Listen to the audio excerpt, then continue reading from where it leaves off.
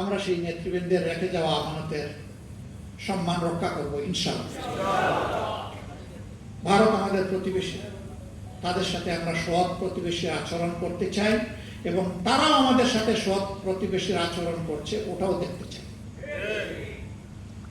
এর ভিন্ন কোনো সম্পর্ক কারো সাথেই আমাদের থাকবে না।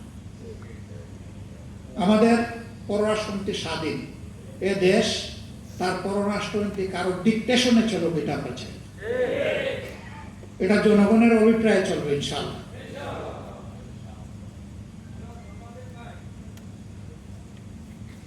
সম্মানিত ভাই বোনেরা, অনেক কথা বলে ফেললাম। শহীদ পিতারা বলে গেছেন যে তাদেরকে হুমকি দেওয়া হচ্ছে। এই হুমকি আপনাদেরকে নয়, কার্যত এই হুমকি জাতিকে দেওয়া হচ্ছে, এই হুমকি আমাদেরকে দেওয়া হচ্ছে। আপনারা আমাদেরকে আলাদা ভাবছেন কেন? আমরা তো প্রথম দিনই আপনাদের ঘর বাড়িতে হাজির হয়ে বলে দিয়েছি যে এখন থেকে আপনাদের পরিবারের সদস্য আর একটা সদস্যের নাম হচ্ছে বাংলাদেশ জামাত ইসলামী। আমরা আপনাদের পরিবারের সদস্য হয়ে আছি। হয়তো পারি না সবসময় খোঁজখবর নিতে মনে চাইলেও, কিন্তু আমাদের অন্তরে আপনারা 7 দিন 24 ঘন্টায় আছেন, থাকবেন।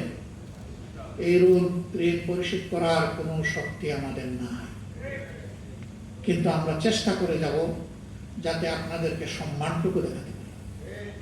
আল্লাহ যেন এই শক্তি আমাদেরকে দান করে। আপনাদের নিরাপত্তা আমাদের নিরাপত্তা। আমরা ভয় পাই না, ভয় পাই শুধু আল্লাহ রাব্বুল আলামিন। আর কাউকে কোনো পাত্তাই দেই না, পাত্তা দিব না ইনশাআল্লাহ। আহত বঙ্গু ভাইরা যারা আছে তাদের জন্য বড় দুঃখ।